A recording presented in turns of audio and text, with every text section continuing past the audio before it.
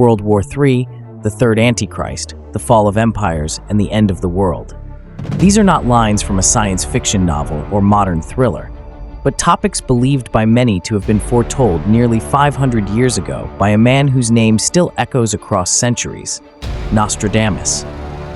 To some, he was a gifted prophet whose visions pierced through the fog of time. To others, he was a master of ambiguity, crafting poetic riddles open to endless interpretation.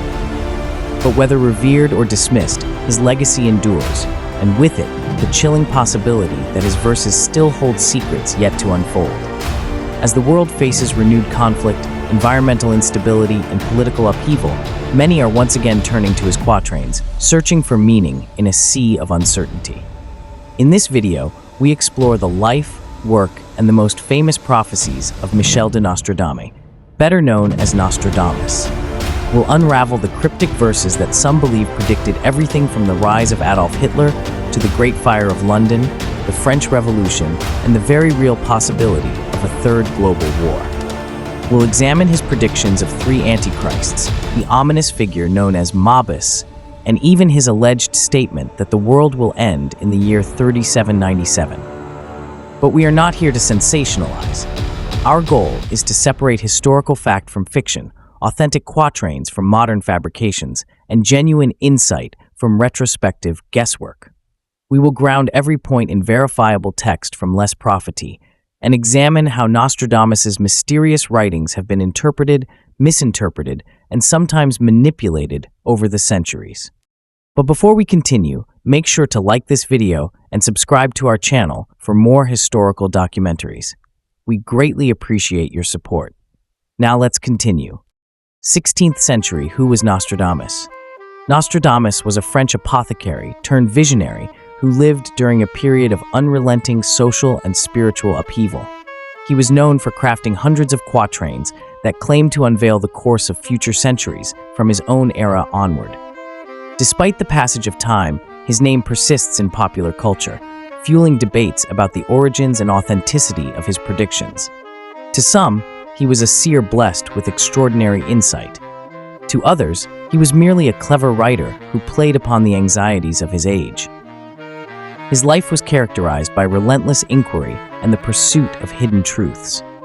Early on, he discovered an affinity for the study of the stars, an interest that evolved into a wide-ranging exploration of the forces that might govern human destiny. This curiosity led him down corridors of knowledge that were both revered and feared, including astrology, biblical references, and recondite fields that most avoided. Even in his own lifetime, opinions about him varied greatly. Some believed his extraordinary capacity to foresee events came from a divine source. Others thought he was entangled in forbidden practices. Rumors swirled about how he might have gotten these insights, and his reluctance to provide straightforward explanations made the whispers grow louder. Yet, through all the controversies and suspicions, he retained a reputation for being committed to his craft, whether that involved healing the sick or decoding celestial patterns. He straddled a fine line between recognized scholar and suspicious outlier, never quite fitting the mold that the academic or religious institutions of his time might have tried to impose. This outsider status only served to heighten the mystique surrounding him. To add to the enigma, he cultivated a cryptic style of writing that left much open to interpretation. The Quatrains, couched in vague references and archaic language, invited an array of readings that could fit many historical events. Nostradamus's role in collective memory endures because he offered hope and fear in equal measure. His verses addressed both catastrophic transformations and glorious new beginnings. For centuries, eager interpreters have proposed that he predicted events ranging from the rise of powerful rulers to cataclysmic world wars. His legend thrives on the possibility that one individual might catch a fleeting glimpse of what awaits humanity, especially when such knowledge could alter the course of people's understanding of their own destiny. 1503, early years and background. Nostradamus was born in 1503 in Saint-Rémy-de-Provence, a quaint town in the south of France. His birth took place in an era of cultural and religious change, filled with lingering tensions between faiths. He arrived in a family that carried the weight of conversion, for his Jewish ancestors had been compelled to embrace Catholicism. This mixture of background beliefs influenced him deeply, exposing him to multiple layers of thought that would later filter into his predictions. During his youth, he displayed a keen intellect and a strong willingness to learn. Historical records suggest that he showed an early interest in exploring patterns of the natural world, an inclination that blossomed further when he took up formal studies. The classical instruction he received was not limited to theology or basic literacy. It likely included geometry, astronomy, and Latin. These disciplines offered him the tools to interpret the skies as well as the pages of arcane texts, forging a blend of knowledge that would serve him throughout his life. Growing up, he witnessed firsthand the turbulence that gripped early 16th century Europe. The aftershocks of widespread epidemics, combined with fervent religious movements, shaped his perspective on the fragility of life. Society at large had to contend with shifting alliances and the lingering fear that another calamity could strike at any moment. These unsettling forces permeated his upbringing, making him acutely aware that stability could crumble swiftly, leaving individuals to search for answers beyond the visible realm. When he reached an age suitable for advanced learning, he ventured into the field of medicine. His choice to study this discipline aligned with his practical nature and a desire to help those in need. In the process, he cultivated a deep understanding of human anatomy and disease, but he also quietly studied the cosmic influences that many believed governed both health and events on Earth. By blending these areas of inquiry, he began to mold the distinctive viewpoint that would one day set him apart from typical physicians. While some accounts highlight his brilliance during these formative years, others suggest that he faced skeptics who doubted his unorthodox approach. Despite the obstacles, Nostradamus persevered. In that era, dissenting voices and untraditional perspectives often encountered fierce opposition, yet he seemed undeterred. The youthful experiences he gathered through study and observation would become the bedrock for the quatrains he later composed. Even at this early stage, the seeds of his future prophecies were quietly taking root, nurtured by the interwoven influences of faith, scholarship, and a world on the edge of change. 1530 Plague Doctor and Personal Tragedy. During the 1530s, Europe was frequently beset by waves of the plague, an invisible threat that took countless lives and left towns in a state of dread. Nostradamus emerged as a doctor, willing to take on the harrowing task of tending to the afflicted. Armed with whatever knowledge was available at the time, he journeyed from place to place, offering remedies and support where he could. Though medicine was rudimentary, his willingness to face the scourge head-on earned him appreciation from many communities. In his dedication to curing the ill, Nostradamus witnessed untold suffering. The conditions of overcrowded cities, limited sanitation, and scarce understanding of contagion led to the rapid spread of disease. These experiences affected him profoundly, planting the seeds of a worldview in which disaster seemed not only possible, but almost inevitable. The sobering reality of mass mortality shaped his later prophecies that repeatedly warned of large-scale catastrophes. Yet the greatest blow struck even closer to home. Despite his best efforts, he lost his wife and children to the very disease he fought to contain. The heartbreak of seeing his loved ones succumb to the plague was a turning point. Many accounts describe how this tragedy altered his perspective, driving him to search for answers beyond conventional understanding. No longer satisfied with simply treating physical symptoms, he was drawn toward questions of destiny and deeper spiritual meaning. In the aftermath of his personal tragedy, his path took a more esoteric turn. He found himself delving into writings about ancient mysteries, star charts, and philosophies that sought to explain the hidden forces behind life and death. This was not merely escapism, but rather a quest to reconcile unspeakable grief with the possibilities of a universe filled with signs and prophecies. This inner shift brought him closer to the realms that would define his later work. The years he spent confronting death on such an enormous scale reshaped his sense of purpose. While some might have turned bitter or abandoned hope altogether, Nostradamus channeled his sorrow into a deeper exploration of prophecy. He continued to serve communities as a healer, but he gradually merged that calling with the study of patterns in history, scripture, and astrology. In time, those studies would form the spine of the predictive verses that still intrigue readers today. 1536, the Prophetic Calling. In the mid-1530s, Nostradamus began a gradual shift away from strictly medical pursuits toward realms that could best be described as mystical. It was a period of soul-searching, likely fueled by his ongoing grief and his growing fascination with the unseen aspects of reality. He traveled across various regions of Europe, immersing himself in different schools of thought and conversing with scholars who shared his appetite for hidden knowledge. These travels introduced him to texts that delved into alchemy, ancient magic, and celestial phenomena. He also discovered archives that contained works by medieval scholars with a flair for apocalyptic speculation. Driven by curiosity, he dissected these writings, searching for patterns that might underpin both the large-scale events of history and the personal tragedies he had experienced. In doing so, he fine-tuned his ability to weave disparate strands of knowledge into a coherent interpretation of the world.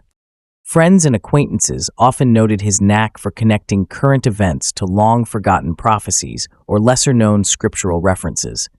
This ability set him apart from ordinary scholars, but it also drew suspicion. In an era when heretical ideas could lead to severe consequences, Nostradamus had to proceed cautiously. The gatherings where he exchanged ideas were sometimes forced underground, hidden from the watchful eyes of religious authorities who regarded these practices with alarm.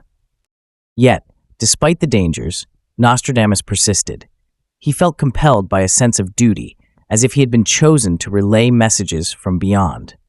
Even in his personal writings, one can sense a fervor for uncovering what he saw as cosmic truths. Though he never claimed to be a mouthpiece of unquestionable authority, his ambition was to distill scattered fragments of wisdom into something that could guide humanity through perilous times. As the scope of his vision expanded, he started to formulate his own style of prophetic verse. He adopted archaic language, cryptic analogies, and symbolic imagery that would obscure the direct meaning from casual readers. This approach served as both a creative expression and a protective shield against potential accusations of wrongdoing. In time, he realized that this unique method of conveying messages was not only safer, but also more compelling, for it invited readers to interpret the verses and uncover their meaning for themselves. 1540. Influence of ancient texts and prophets. By the early 1540s, Nostradamus had absorbed a vast trove of ancient sources that fed his growing passion for prophecy. He read widely from biblical traditions, pulling references from the apocalyptic visions found in those sacred texts. Accounts suggest that he was drawn to passages that described cataclysmic battles, cosmic upheavals, and the ultimate judgment of humanity. This fascination shaped the direction of his future writings, compelling him to explore how these themes might unfold in the centuries to come. He also looked to ancient oracles, especially the Sibyls, renowned for their cryptic forecasts in classical times. Their poetic riddles, which often merged political events with divine interventions, offered a model for the type of prophecy he aspired to craft. Inspired by their approach, he began to compose verses that straddled the line between allegory and literal interpretation, leaving room for readers in distant eras to find relevance in his words. Medieval mystics like Joachim of Fiore further influenced his worldview. Joachim's emphasis on distinct ages of spiritual progression resonated with Nostradamus, who believed that history moved in cycles marked by pivotal moments of change. This cyclical concept of time allowed Nostradamus to envision how repeated patterns of human behavior might lead to recurring disasters or awakenings. He integrated these ideas into his Quatrains, painting a cosmic narrative that wove together empires rising and falling, leaders shaped by fate, and celestial signs that hinted at imminent upheaval. Where some saw only superstition or esoteric ramblings, Nostradamus perceived a tapestry of interconnected prophecies that might shed light on the universal human condition. He refined his techniques for deciphering coded messages, using a combination of scholarly analysis and intuitive leaps. It was as though he believed each text, whether biblical or classical, was a single thread in a larger design that stretched from the beginning of time to its mysterious conclusion. This eclectic blend of sources formed the creative backbone of his Quatrains. When others dismissed these writings as archaic relics, Nostradamus saw them as living documents of insight. He wanted to position his prophecies within a grand continuum of revelation, bridging the gap between ancient visions and the tumultuous realities of the 16th century. The result was a body of work that drew from multiple eras, weaving together prophecy, allegory, and history into verses that continue to spark debate among readers who seek hidden patterns in an ever-shifting world. 1555, the Book of Prophecies. In the year 1555, Nostradamus released what would become his most famous compilation, a volume known simply as Les Prophéties. The work contained 942 quatrains that purported to forecast events spanning centuries. Each quatrain was intentionally shrouded in cryptic language, a strategy that helped him avoid direct confrontations with religious authorities who kept a watchful eye for anything that appeared heretical. The publication generated both fascination and suspicion. Readers were entranced by the arcane references to kings, wars, and possible calamities. Some believed they saw glimpses of their own rulers or countries hidden within the lines. Others dismissed the verses as vague allusions that could be twisted to suit any outcome. Yet, the allure of unlocking a secret map to the future could not be easily extinguished, and the book spread quickly through France and beyond. Nostradamus relied heavily on astrological alignments to craft these verses. He consulted star charts and planetary movements, hoping to correlate celestial cycles with significant earthly events. Though astrology was more widely accepted then than it is in many modern circles, it was still a delicate art that could raise suspicion if it strayed into predictions about political or religious power. Nostradamus walked a fine line between providing insight and incurring the wrath of influential figures who might see themselves mirrored in his ominous lines. Symbolism pervaded Les Prophéties. Creatures of myth, biblical allegories, and references to historical kings formed a patchwork of imagery. The language also blended different tongues, such as Latin, Greek, and local dialects, further complicating any attempt at straightforward interpretation. This layering of codes gave the work longevity, for it allowed each succeeding generation to find new meanings that suited their own times. It also protected Nostradamus from potential accusations, as no single authority could definitively claim he had aimed a prophecy against them. Despite the furor it caused, Les Prophéties marked a defining moment in his life. It showcased his ambition to present humanity with a panoramic vision of possible futures, complete with cautionary tales and cryptic warnings. The book solidified his reputation across Europe, drawing supporters who saw him as a true seer and detractors who called him a cunning trickster. Over the centuries, this collection of quatrains has endured, continually reinterpreted to fit unfolding events, and remains the cornerstone of the Nostradamus legend. 1559 Rise to royal fame. In 1559, Nostradamus found himself ushered into royal circles, where his reputation as a gifted seer and writer led to invitations from powerful patrons. One of the most notable connections was with Queen Catherine de' Medici, who became intrigued by his prognostications. She saw him as a potential guide who might offer insights into the future of her dynasty. Rumors spread that he had predicted certain events concerning the French court, and curiosity soon gave way to official interest. The Queen's encouragement allowed him a level of protection and respect that few so-called prophets received. Although some courtiers remained skeptical, others carefully listened to his advice, especially when it hinted at matters involving the lives of princes or the stability of the realm. In this environment, his mystical reputation thrived. The whispered belief that he had foreseen the fate of King Henry II only fueled the aura that surrounded him. Nostradamus' presence at court showcased the complex intersection of astrology, religion, and politics. While the church often disapproved of such practices, high-ranking figures could tolerate and even embrace them if they believed it offered a strategic advantage. Nostradamus had to maintain a careful balance, ensuring that he did not infringe upon the authority of church officials. He also needed to protect himself from rival courtiers who might accuse him of heresy or malicious influence. During this time, his predictions became entwined with the destiny of the royal lineage. His words carried weight, and people interpreted them in a variety of ways. When a royal tragedy occurred, some believed he had foreseen it and saw the incident as further proof of his abilities. Others asserted that any link between events and his quatrains was a stretch of the imagination. Regardless of public opinion, the royal endorsement bolstered his standing among the nobility and the broader populace. This phase of his life, under royal patronage, solidified the perception that he was more than just a writer of riddling verses. He was seen as a learned advisor whose insights might shape the policies of those who ruled. Although the environment was fraught with intrigue and shifting alliances, Nostradamus managed to navigate these dangers by sticking to the cryptic style that had made him famous. As he approached the pinnacle of his fame, he discovered both the rewards and the perils of standing so close to royal power. 1560 Opposition and Controversy. Around 1560, opposition to Nostradamus intensified. Scholars and clergy alike questioned the authenticity of his visions, pointing out the ambiguous nature of his quatrains. They argued that such verses could be twisted to fit any event, whether past or future. Philosophers who prided themselves on rational inquiry felt uneasy at the idea that cryptic poetry could serve as genuine prediction.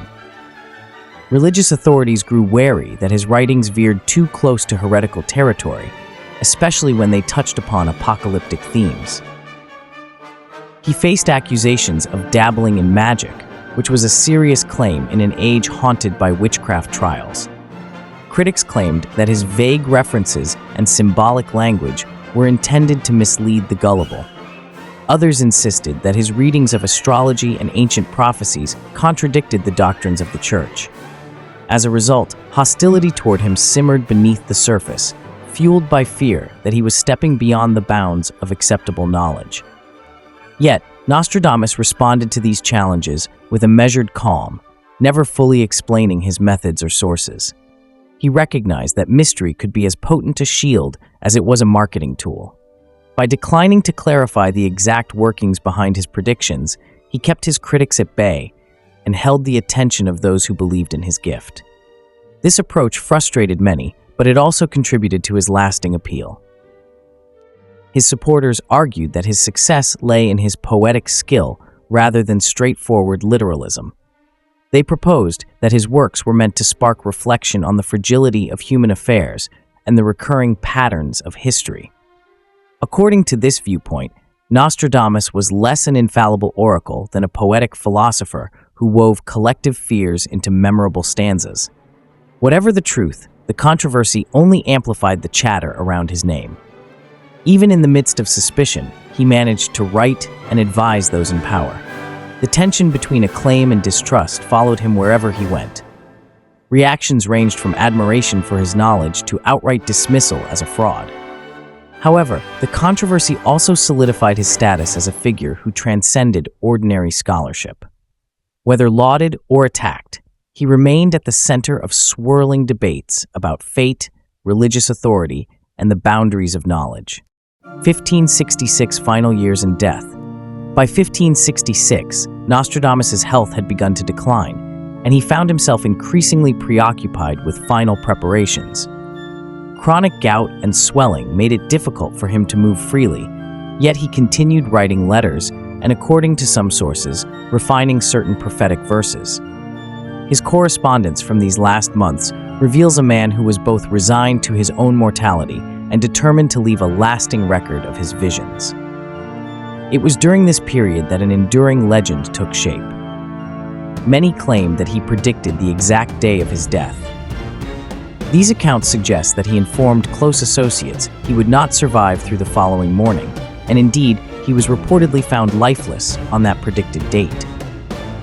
While some dismiss this story as an embellishment by admirers, it has become a central element of the Nostradamus mythos, underscoring the belief that he possessed an uncanny insight even into his own end. His passing left a void in the community of believers who had looked to him for warnings and guidance.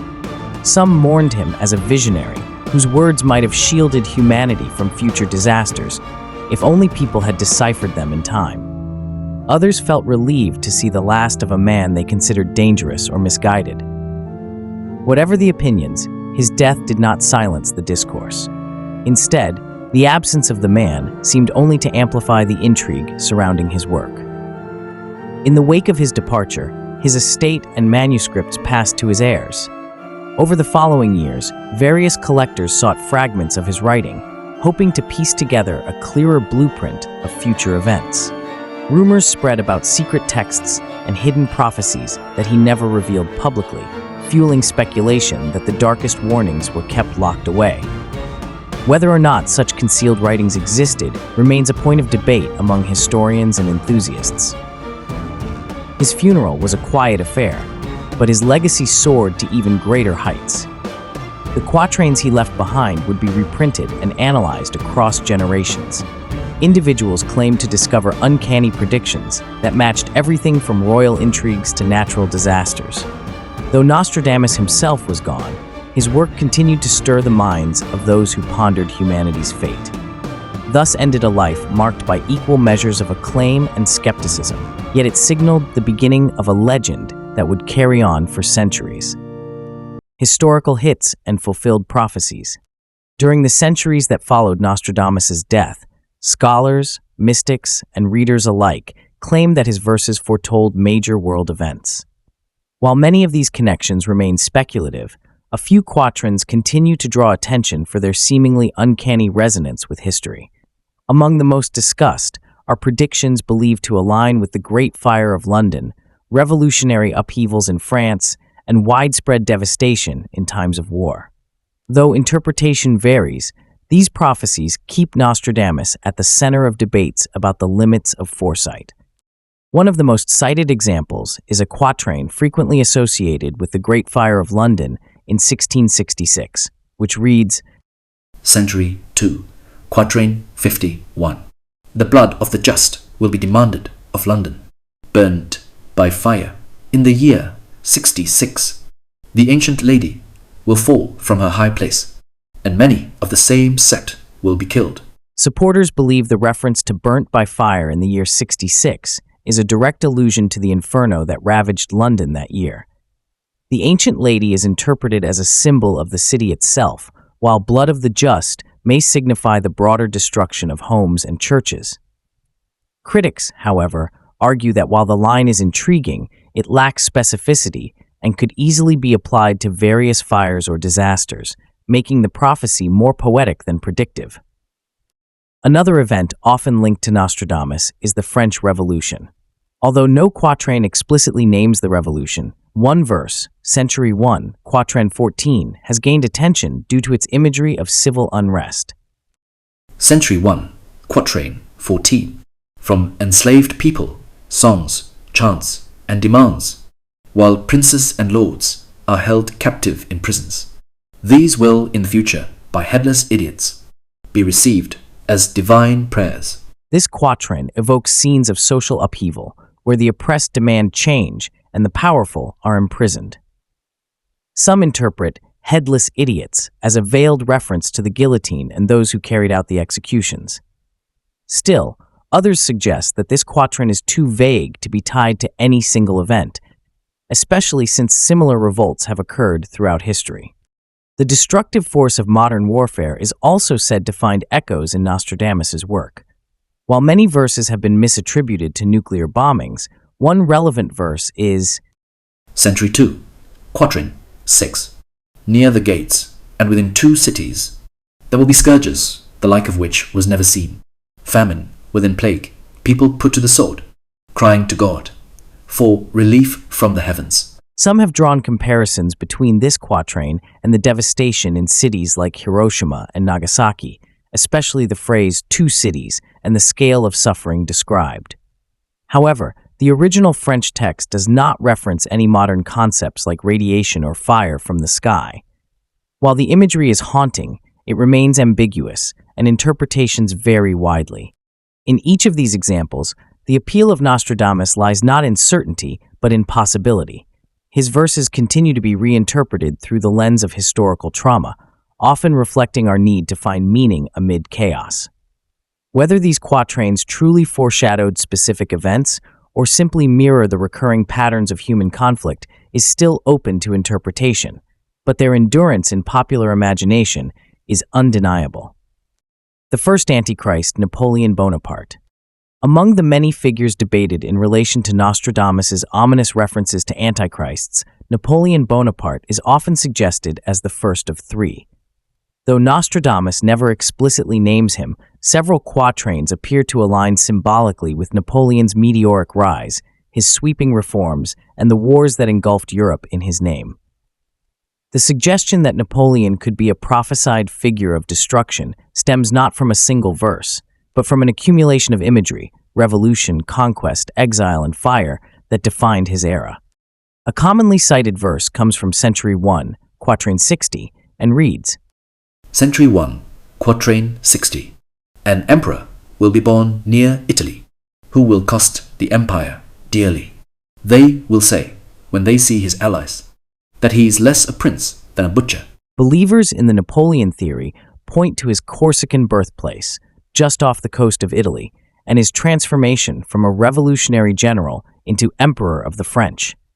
The line about being less a prince than a butcher is often interpreted as commentary on the brutal toll of his military campaigns across Europe, which left millions dead and destabilized the continent for years. Another verse frequently connected to Napoleon is Century 4, Quatrain 76, which presents an image of an ambitious figure rising to power in a time of chaos. Century 4, Quatrain 76. The great Senate will ordain the triumph for one who later will be vanquished and driven out. His fame, power, through foreign nations, grows, but his end will be marked by sudden ruin. Supporters of this interpretation highlight how Napoleon was endorsed by revolutionary institutions before ultimately being exiled, first to Elba and later to St. Helena. His renown did indeed spread across Europe, and yet despite his immense control, his downfall came swiftly after a string of miscalculations and military losses, particularly the disastrous Russian campaign and the defeat at Waterloo. A third quatrain often linked with Napoleon is Century 1, Quatrain 35, which contains references to exile and return. Century 1, Quatrain 35. The young lion will overcome the older one. On the field of combat, in a single battle, he will pierce his eyes through a golden cage. 2 wounds made one, then he dies a cruel death. Though often misattributed to a different event, some link this to Napoleon's victory over established monarchies in early battles. The metaphor of the young lion defeating the old has been applied to the revolutionary generation toppling the ancient regime. Others argue that it may better refer to the duel between monarchic forces and the revolutionary movement, of which Napoleon became the leading symbol. Critics of this view argue that none of these quatrains definitively point to Napoleon, and that reading them as predictions is merely retroactive interpretation. The verses lack dates, names, or clear references, which makes aligning them with specific events an exercise in conjecture. Still, supporters maintain that the themes of meteoric rise, destructive war, and tragic fall are too aligned to be coincidence. What sustains the idea of Napoleon as the first Antichrist is not a precise match of words, but a resonance with his outsized historical presence. Nostradamus painted with broad symbolic strokes, and many see in them the unmistakable outline of a man who changed the fate of nations and plunged Europe into unprecedented turmoil. Whether prophecy or poetic coincidence, the connection remains one of the most enduring interpretations of the seer's work. The second Antichrist, Adolf Hitler. The notion that Adolf Hitler may have been Nostradamus's second Antichrist has long fascinated interpreters, especially due to a quatrain that appears to reference a mysterious figure named Hister. For many, the chilling rise of Hitler and the unprecedented devastation of the Second World War seem to echo themes present in Nostradamus's verses: conquest, cruelty, widespread death, and a world brought to the brink of collapse. The most cited quatrain in this context is Century 2, Quatrain 24, which reads, Century 2, Quatrain 24. Beasts ferocious with hunger will cross the rivers. The greater part of the battlefield will be against Hister. Into a cage of iron will the Great One be drawn, when the child of Germany observes nothing. To believers, the parallels are compelling. They interpret the beasts ferocious with hunger as the aggressive expansion of German forces across Europe. The word Hister, often sensationalized as a near anagram of Hitler, actually referred in classical geography to the lower Danube River region, historically called Ister. Despite this, many find the line, "the battlefield will be against Hister," eerily close to reality, given that much of the war was indeed waged against Germany. The phrase, "into a cage of iron will the Great One be drawn," has been interpreted as referring to the bunker systems in which Hitler spent the final months of his life. The child of Germany evokes the nation as a whole, and the final line, "observes nothing," has been seen as commentary on public apathy, denial, or blindness to the atrocities committed under his regime. Another quatrain that some connect with the era of the Second World War is Century 4, Quatrain 68, though it is far more obscure. Century 4, Quatrain 68. In the Danube and of the Rhine will come to drink the great camel, not repenting it, those of the Rhone to tremble, and much more so those of the Loire, and near the Alps the cock will ruin him. While more cryptic, some interpreters see this as allegorical imagery of German expansion across Europe, referencing rivers that define the Germanic heartland. The cock, a traditional symbol of France, is imagined to represent French resistance or the Allied fight against Hitler. Skeptics, however, challenge all such associations. They point out that the word Hister had a clear and known geographic meaning during Nostradamus' time, and there is no evidence that the prophet foresaw a person by that name. They also note that these quatrains, while evocative, are not precise enough to conclusively describe the events of the 1930s and 1940s. Still, the scale of destruction under Hitler, millions dead, a continent in ruins, fits well within the grand disasters Nostradamus often described in metaphor. Whether Nostradamus truly foresaw Hitler, or whether modern minds have projected 20th century horror onto 16th century poetry, remains an open question. But among all proposed fulfillments of the Antichrist prophecy, this one has proven to be the most persistent, and for many, the most disturbing. It speaks to a time when evil was not hidden in symbols, but lived openly in uniform, commanding armies and reshaping the world. The third Antichrist, a future tyrant. Among the most unsettling ideas in Nostradamus' body of work is the prophecy of three antichrists, each more devastating than the last. For many interpreters, Napoleon and Hitler represent the first two figures, ambitious conquerors who plunged the world into war and left millions dead in their wake. But the third remains unknown, unnamed, and arguably the most dangerous. A figure of terrible destruction, this final Antichrist is believed by some to be yet to come. The most commonly cited source for this belief is Century 8, Quatrain 77, one of the few verses to directly mention Antichrist in clear terms. Century 8, Quatrain 77. The Antichrist very soon annihilates the 27 years his war will last. The unbelievers are dead, captive, exiled, with blood, human bodies, water, and red hail covering the earth. This quatrain suggests an extended and brutal war, lasting 27 years, led by an Antichrist who causes immense suffering and global upheaval. The description is grim: exile, mass death, and what some interpret as apocalyptic environmental devastation.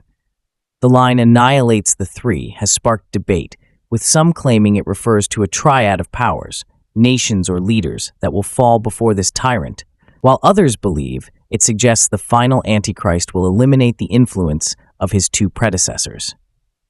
Another quatrain often cited in relation to a future Antichrist is Century 9, Quatrain 17. Century 9, Quatrain 17. The third one first does worse than Nero. How much human blood will flow in war? He will cause the furnace to be rebuilt. Golden age is dead. A new king springs up. Here, the comparison to Nero, the notoriously cruel Roman emperor, hints at the sadism and destructive power of this future figure. The reference to bloodshed and the rebuilding of the furnace has led many to speculate about war on an industrial or even genocidal scale. The death of a golden age, followed by the rise of a king, seems to mark a dark new chapter in human history. Interpreters of Nostradamus have tried to pin down clues to this third Antichrist's identity. Some focus on the East, pointing to verses that mention regions beyond Europe as possible birthplaces of this leader. Others examine references to new alliances, desert campaigns, or global catastrophes, searching for modern parallels. No consensus has ever been reached. Critics of this theory caution against assuming that the Antichrist is meant as a literal individual. Instead, they argue that Nostradamus may have used the term allegorically, representing widespread evil or the collective consequences of human hubris. In this reading, the third Antichrist could be a system, an ideology, or even a global collapse triggered by neglect and greed, rather than a person. Still, the chilling nature of these verses continues to inspire anxiety. The image of a prolonged, world-encompassing war, led by a figure of ultimate destruction, remains a powerful element of Nostradamus' legacy. Whether this third Antichrist is already among us, yet to be born, or merely a symbol, the prophecy looms as a stark reminder of the consequences of power unrestrained by conscience. The Mabus Mystery. Among the many cryptic figures in Nostradamus' prophecies, none have provoked more speculation than Mabus. Mentioned only once in his surviving Quatrains, the name has become a focal point in theories about global catastrophe, Antichrist figures, and the possible onset of apocalyptic conflict. For centuries, readers have asked the same question: who or what is Mabus? The source of this enduring debate is Century 2, Quatrain 62, which reads, Century 2, Quatrain 62. Mabus then will soon die. There will come a dreadful destruction of people and animals. Suddenly, vengeance will be revealed. 100 hands, thirst, famine, when the comet will run. The text appears to suggest that the death of Mabus will trigger a chain reaction of chaos and bloodshed. Interpreters point to the language, dreadful destruction, vengeance, and 100 hands, as evidence that Mabus is either a central figure in a geopolitical order or a symbolic threshold. The mention of a comet has been interpreted as an omen, further fueling speculation that this quatrain signals a moment of apocalyptic transition. Over the years, theorists have tried to decode the identity of Mabus. Some propose that the name is an anagram, potentially masking the real identity of a person or place. Others believe it could reference an acronym for a military operation, a nation, or even a future leader whose rise or death signals catastrophe. Among the most popular theories was the suggestion that Mabus referred to Ray Mabus, a former U.S. Secretary of the Navy, but no conclusive evidence ever supported the connection, and most historians consider it coincidence. The structure of the quatrain leaves its interpretation open. Is Mabus the cause of destruction, or merely a signal that it is coming? Some believe he is the third Antichrist, whose death sets off war, famine, and the unleashing of vengeance. Others see him as a martyr, whose fall triggers violent retaliation from forces long held at bay. The mention of 100 hands has even been taken symbolically as mass uprisings, global warfare, or collective retribution. Skeptics caution that too much modern interpretation risks distorting the original meaning. As with many of Nostradamus' quatrains, the lines are richly symbolic and intentionally ambiguous. The comet, thirst, and famine were common metaphors in 16th century apocalyptic literature, and the figure of Mabus may not refer to any specific individual. The temptation to map present-day figures onto ancient verses often reveals more about the fears of the interpreter than the text itself. Yet despite the uncertainty, Mabus remains one of Nostradamus' most haunting riddles. A single name, invoked once, has captured the imagination of generations. Whether Mabus is a person, a sign, or a cipher, the enduring power of this prophecy lies in its ambiguity. It reflects humanity's constant search for signs, warnings that might help us prepare for catastrophe or change. And so long as uncertainty reigns, the name Mabus will continue to echo through the study of prophecy and history alike. Nostradamus and World War III. Of all the future calamities said to lie hidden in Nostradamus's verses, the possibility of a third world war looms largest in the public imagination. In an age of global alliances, advanced weaponry, and high political tension, readers continue to search his quatrains for signs of a conflict that could engulf all nations. Although Nostradamus never used the phrase World War III, several quatrains referencing widespread destruction, alliances, and prolonged fighting have been interpreted as warnings of such a catastrophe. One frequently discussed verse is Century 8, Quatrain 15, which reads, Century 8, Quatrain 15. Great efforts will be made by the northern king to vex the east and conquer him. Captives freed, the golden head subjected. Sunday, joy, great credit, such glory when subdued. This quatrain is often interpreted as a conflict between Eastern and Western powers. The northern king has been linked by some to a modern northern power, possibly Russia or a European force, while the East is believed by interpreters to hint at Asia or the Islamic world. The golden head is frequently treated as symbolic, perhaps representing a leader or nation of influence, though its exact meaning remains unclear. While the text is too vague to describe a specific conflict, its imagery of political struggle and conquest has been seen as a sign of international warfare. Another quatrain often mentioned in discussions of global war is Century 1, Quatrain 35, which says, Century 1, Quatrain 35. The fire extinguished, the virgins trampled underfoot. The great one no longer will be in a feigned slumber. The watchers will be called, their enemies troubled, at the time when the beast will be seen again. Though this verse is typically viewed metaphorically, some have tied its ominous tone to the possibility of an unexpected resurgence of militarism or tyranny. The watchers and beast may symbolize vigilance against a rising threat. It reflects a fear that even in times of peace, dormant forces can awaken and bring ruin if ignored. Another widely debated verse is Century 2, Quatrain 89, which describes mounting tension and potential confrontation. Century 2, Quatrain 89. One day, the two great masters will be friends. Their great power will be increased. The new land will be at the height of its power. To the bloody one, the number is reported. Some believe this may describe two superpowers forming an uneasy alliance or opposition, possibly alluding to a balance of terror or mutual military escalation. The new land has been speculated to reference a relatively young nation, such as the United States, and the bloody one could represent an aggressor or instigator. The vagueness of this quatrain leaves room for interpretation, but its themes of power, alliances, and looming violence resonate in a modern context. Skeptics rightly point out that Nostradamus wrote in a period when European warfare was constant and brutal. His use of phrases like great masters, captives, and conquest could apply to dozens of historical moments. There's little evidence he foresaw nuclear technology or the kind of mechanized warfare seen in the 20th and 21st centuries. Still, the psychological impact of his words, especially when viewed through the lens of contemporary fears, gives them a chilling immediacy. Whether his references to northern kings, eastern powers, and great wars were predictions or poetic allegories, their interpretations continue to evolve. In times of tension and uncertainty, readers have always returned to Nostradamus, hoping to glimpse the shape of what may come.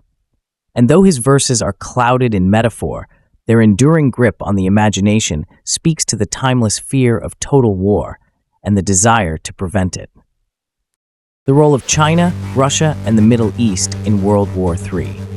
In examining Nostradamus's quatrains for clues about a future global conflict, many interpreters focus on references that appear to implicate Eastern powers and the lands that lie beyond Europe's frontiers. Particular verses seem to suggest the rise of militaries from Asia or a critical alliance formed in distant corners of the world. These lines have been linked to modern nations such as China and Russia, believed by some to hold decisive sway in any large-scale confrontation.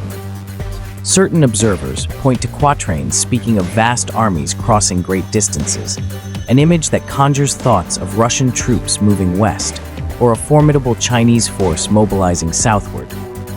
Others note passages about a sea of combatants uniting under an unfamiliar banner, reading them as hints of alliances in the Middle East that might transform regional tensions into global chaos.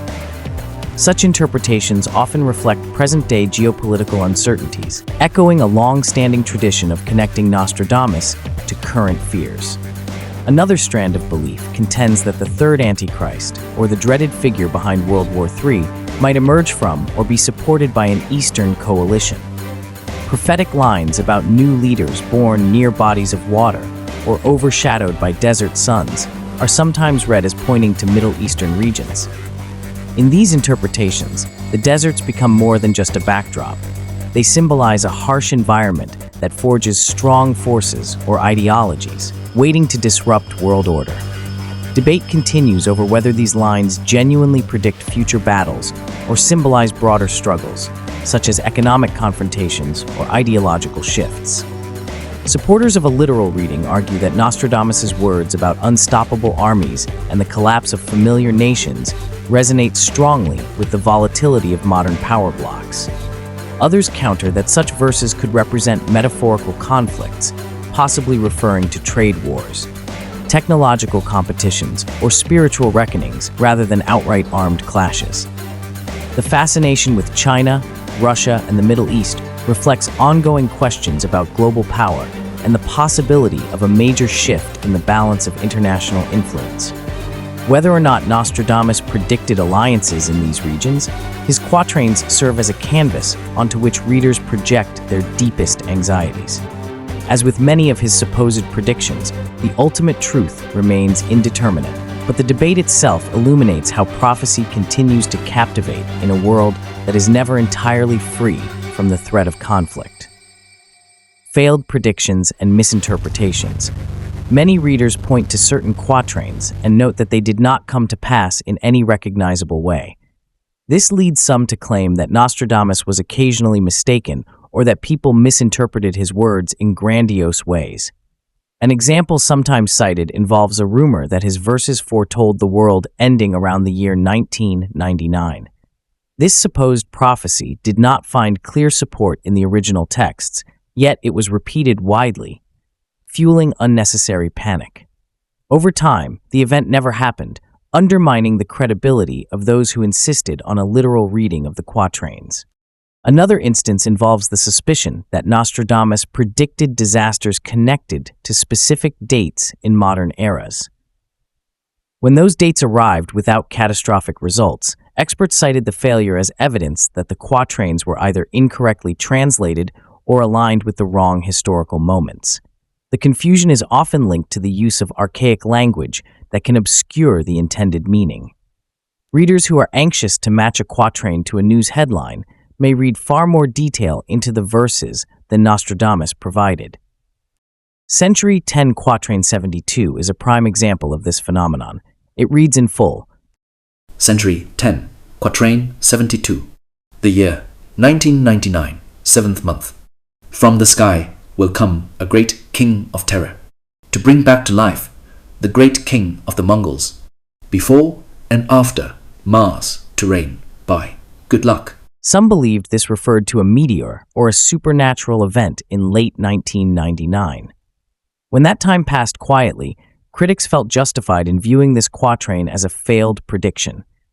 Others argued that the lines referred instead to a shift in power structures or the possible rise of new threats, thus saving it from being wholly disproved. Many misinterpretations revolve around inaccurate translations that fail to capture the nuances of 16th century French. Nostradamus used abbreviations, cryptic spellings, and references that would have been readily understood by his contemporaries, but now require historical context. Writers who take liberties with these translations can produce sensational claims that distort the source material. This problem is compounded by the ease with which modern audiences can circulate speculative interpretations that appear to confirm wild theories. While skeptics point to these failed or dubious prophecies as proof that Nostradamus held no supernatural powers, believers maintain that the man never intended for every line to be read literally. Instead, They argue that many lines serve as warnings or allegories for those wise enough to read between them. The cycle of claim and counterclaim continues, reminding all observers that prophecy is only as strong as the lens through which it is seen. Nuclear destruction and global collapse. As weapons of mass destruction became a grim reality in the modern world, many turned back to Nostradamus, searching his centuries-old verses for signs that he had foreseen the horrors of nuclear war. His quatrains, filled with fire from the sky, cities in ruin, and unnatural deaths, seemed to echo the devastation witnessed in the 20th century and the dangers that continue to haunt the present. While none of his writings mention nuclear arms directly, some quatrains have been interpreted as metaphoric visions of destruction on a massive scale. One of the most frequently cited is Century 2, Quatrain 3. Century 2, Quatrain 3. Because of the heat of the sun on the sea, the fish will become half-cooked. The inhabitants will come to cut them, when Rhodes and Genoa are half-starved. This verse has been interpreted by some as a symbolic allusion to environmental or man-made devastation, with the heat of the sun read as metaphor for scorching radiation or even a solar weapon. The idea of heat making fish half-cooked evokes ecological collapse, and the starvation of coastal cities implies a broader humanitarian crisis. Though vague, it reflects themes of ruin through unnatural forces. Another passage often connected with urban annihilation is Century 1, Quatrain 69. Century 1, Quatrain 69. The great mountain, 7 stadia round. After peace, war, famine, flood, it will spread far, drowning great countries, even ancient ones, and mighty foundations. Though some associate the Great Mountain with a volcanic eruption or natural disaster, others have interpreted it as a metaphor for a mushroom cloud, an explosion rising with immense destructive force. The phrase spreading far and drowning great countries suggests widespread fallout, famine, or displacement, reinforcing the imagery of catastrophic ruin on a global scale. A more apocalyptic tone appears in Century 1, Quatrain 46. Century 1, Quatrain 46. Very near Auch, Lector, and Miranda, a great fire will fall from the sky for 3 nights. The cause will appear both stupefying and marvelous. Shortly after, there will be an earthquake. This passage conjures imagery of fire raining from the heavens, a motif that has frequently been compared to aerial bombings or missile strikes. The notion that it will last for 3 nights and cause such awe suggests a moment of unprecedented violence. Whether this fire is celestial or man-made, the language evokes fear and confusion, typical of large-scale disaster. Skeptics are quick to note that these verses do not contain specific references to technology, cities like Hiroshima, or anything resembling nuclear mechanics. Their strength lies in metaphor and impression rather than in direct prediction. Still, it is precisely this vagueness that allows them to be retrofitted to modern fears. In moments of heightened global tension, readers find ominous relevance in words like fire from the sky, half-cooked seas, and drowned foundations. Even if Nostradamus did not anticipate the specifics of nuclear warfare, his symbolic warnings still echo in an age where humanity possesses the power to extinguish itself in moments. His verses serve as reminders, not just of what could come, but of the delicate balance that modern civilization walks. Whether taken as prophecy or poetry, they continue to reflect our deepest anxieties about ruin born of our own invention. The End of the World in the year 3797. Among the many timelines discussed in connection with Nostradamus, few have stirred more intrigue than the claim that he foresaw the end of the world occurring in the year 3797. This date does not appear in his quatrains, but rather in the lengthy preface he wrote to King Henry II of France, known as the Epistle to Henry, which accompanied his later set of prophecies. Within that letter, Nostradamus alludes to this distant year as a boundary beyond which his prophetic vision cannot reach. The relevant passage from the epistle states, From the time I am writing this until the year 3797, the entire duration cannot extend much beyond the course of time in which the world is coming to an end. This line has been interpreted by many to mean that Nostradamus viewed 3797 not as a specific date for destruction, but as the limit of his prophetic range, a point beyond which his calculations or insights could not extend. Some read it as a vague hint at the end of the world, while others see it more symbolically, a mark of the unknowable future, a threshold beyond human foresight. Throughout the epistle, Nostradamus discusses planetary conjunctions, astrological cycles, and divine timelines, framing his prophetic system within what he considered cosmic law. The year 3797 likely stems from his calculations involving the Great Year, a concept drawn from ancient and medieval astrology. According to this worldview, history operates in vast, repeating cycles, and 3797 represented the culmination of one such era. Despite its obscurity, the reference has become a centerpiece of many modern doomsday theories. Some claim that Nostradamus predicted the literal annihilation of humanity, or Earth, in that year, often citing this passage out of context. Others suggest it represents a spiritual transformation, or the collapse of civilization as we know it. But nowhere in Nostradamus' own writings does he describe a cataclysmic event tied directly to that date. No fire from the sky, no seas boiling, no named tyrant ushering in the apocalypse, only the passing mention that his vision does not extend past it. Skeptics argue that the date is simply a rhetorical flourish, a dramatic way to emphasize the vast scope of his prophetic ambition. Given that he lived during the 16th century, a prediction stretching over 2,000 years into the future would serve to awe readers and elevate his reputation as a prophet without requiring him to describe specific outcomes. Still, the year 3797 remains a point of fascination. Its mystery lies in its remoteness. Few other seers dared to name such a distant threshold. Whether Nostradamus saw it as a symbolic wall of time or a veiled signal of humanity's eventual reckoning, his mention of the date has kept imaginations active for centuries. And in a world filled with rising questions about the future, his words still resonate, not as precise forecasts, but as invitations to consider the limits of human knowledge and the fragility of civilization. Prophecy or poetry, a linguistic breakdown. One of the enduring mysteries of Nostradamus is not what he wrote, but how he wrote it. His use of layered language, obscure references, and mixed dialects has long puzzled scholars and readers alike. Was he encoding genuine prophecies to protect himself from religious persecution? Or was he crafting poetic riddles intended to spark philosophical reflection rather than literal interpretation? Nostradamus' Quatrains were written in a blend of 16th century French, Latin, Greek, regional dialects, and intentional anagrams.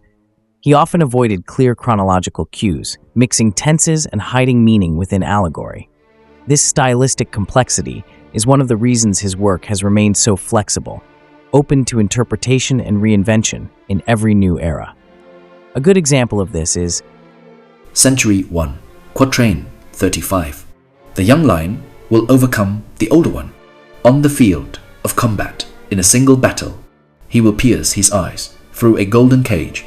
2 wounds made one, then he dies a cruel death. Often associated, perhaps too conveniently, with the death of King Henry II of France in a jousting accident, this verse demonstrates Nostradamus' gift for symbolic compression. Even those who doubt the prophecy's accuracy acknowledge the vividness of the imagery. Lions as kings, golden cage as a helmet, 2 wounds made one as a metaphor for fatal injury. Whether predictive or poetic, the language is evocative, ripe for symbolic interpretation. His metaphors often convey emotional and existential weight rather than verifiable data. In Century 4, Quatrain 31, we find another example of deeply symbolic language. Century 4, Quatrain 31. The moon in the middle of the night over the high mountain. The new sage with a lone brain sees it. By his disciples, invited to be immortal. Eyes to the south, hands in bosoms, bodies in fire. This quatrain is not about kings or battles. It reads like a visionary's dream. The new sage, a solitary seer, observes the moon at its zenith, surrounded by mystical elements. The verse could be interpreted as spiritual enlightenment, religious ecstasy, or even martyrdom. Nostradamus doesn't spell out the meaning. He surrounds it with imagery that forces the reader to reach inward, not outward, for understanding. Some scholars argue that Nostradamus wrote this way to obscure his meanings deliberately, offering a kind of prophetic riddle that could be safely shared in politically dangerous times. Others claim he was less a prophet than a poetic philosopher, channeling the deep anxieties and cosmic preoccupations of his era through elegant, haunting verse. Regardless of intention, his linguistic ambiguity ensures that his work remains open to constant reinterpretation. The very traits that frustrate skeptics, lack of clarity, shifting metaphors, elastic timelines, are what make his verses endure. They act as mirrors, not maps, reflecting the fears and fascinations of whoever reads them. Whether prophecy or poetry, Nostradamus's quatrains remain a masterpiece of enigmatic language. Their mystery lies not just in their message, but in their form, an intricate tapestry of symbols that invites endless decoding. Psychological view why people believe. Belief in prophecy thrives in part because human psychology is drawn to patterns and meaning. In eras filled with turmoil or uncertainty, individuals seek reassurance that the chaos they experience is guided by some greater plan. This instinct shapes the enduring appeal of Nostradamus's quatrains, as people sift through cryptic words hoping to uncover clues about war, revolution, or natural disasters. While some may dismiss such quests as futile, the deep-seated desire for order in a disordered world continues to feed the popularity of these prophecies. Another factor at play is the concept of confirmation bias. Once readers suspect that a prediction might relate to a real-world event, they highlight any similarities and set aside contradictions. In this way, a single phrase that resonates can overshadow multiple passages that do not match. Over time, a kind of self-reinforcing echo chamber develops, with each supposed hit fueling further trust that Nostradamus was indeed foretelling the future. Such a psychological loop often exists independently of any thorough evaluation of all his verses. The emotional weight of fear also plays a crucial role. People worry about calamities like global war, natural disasters, or societal collapse. Nostradamus's dire language, peppered with images of fire and blood, resonates with these anxieties. When the modern world faces threats that echo his ominous descriptions, it is easy to see a reflection of these fears in his stanzas. This dynamic creates a cycle in which present-day crises appear to confirm the old words, while the old words intensify concern about what lies ahead. Because Nostradamus wrote with calculated ambiguity, interpreters have significant leeway to align his quatrains with current events. In many cases, the language is so general that it could be shaped to describe any number of historical scenarios. Yet, it is precisely this ambiguity that helps the verses endure. The absence of a single definitive interpretation allows believers and skeptics alike to debate endlessly, returning again and again to mine the text for possible correlations. In the broader cultural context, stories of prophets and seers are as old as recorded history. Myths and legends from various cultures speak of wise individuals who glimpsed the future. Nostradamus entered this tradition with perfect timing, living in an era marked by rampant disease, religious strife, and an undercurrent of apocalyptic expectation. The fact that people today still study and debate his quatrains reveals a universal longing to make sense of the unknown. Whether accurate or not, they persist because they address that deep-rooted psychological drive to understand and potentially influence what comes next. Final Quatrains, his last warnings to humanity. As Nostradamus approached the end of his life, his writings became increasingly grave in tone. While his quatrains were never arranged in a strict timeline, many readers believe that the closing verses of Les Prophéties carry a distinct weight, a sense of culmination, finality, and impending reckoning. Among these, Century 10, Quatrain 99, is often viewed as one of his last veiled warnings to humanity. Century 10, Quatrain 99. The end of wolf, lion, ox, and donkey. Timid deer, they will be with mastiffs. No longer will the sweet manna be shared. More vigilance, and watch for the treacherous. This quatrain, while cloaked in metaphor, paints a bleak picture of a world where natural order and harmony have broken down. The traditional beasts, symbols of strength, nobility, and labor, are overshadowed by fear and predation. Timid deer with mastiffs evokes images of the weak surrounded by aggression. The line, "No longer will the sweet manna be shared," suggests that sustenance, once abundant or divine, will be hoarded or lost. And with more vigilance, Nostradamus warns of deceit, suggesting a time of distrust and betrayal. Many interpreters see this as a symbolic forecast of societal collapse. When the noble are silenced, the strong devour the weak, and even spiritual or communal values are discarded. The Quatrain structure offers no clear event or figure. Instead, it reads like a curtain slowly being drawn on a chapter of civilization, leaving only shadows of what once was. Other late quatrains, like Century 10, Quatrain 72, often misunderstood or sensationalized, hint at the end of cycles and the rise of terrifying unknowns. In the real version of this verse, Nostradamus writes, Century 10, Quatrain 72, the year 1999, 7th month. From the sky will come a great king of terror, to bring back to life the great king of the Mongols, before and after Mars to reign by. Good luck. Though no apocalyptic event occurred in that year, the imagery, a sky-born terror, Mars as the god of war, and the return of ancient power, continues to spark debate. To believers, it speaks of omens still misunderstood. To skeptics, it reflects how poetic ambiguity allows timeless reuse. Nostradamus did not offer his final warnings with clarity or resolution. There are no instructions, no promises of salvation, only veiled warnings in symbolic form.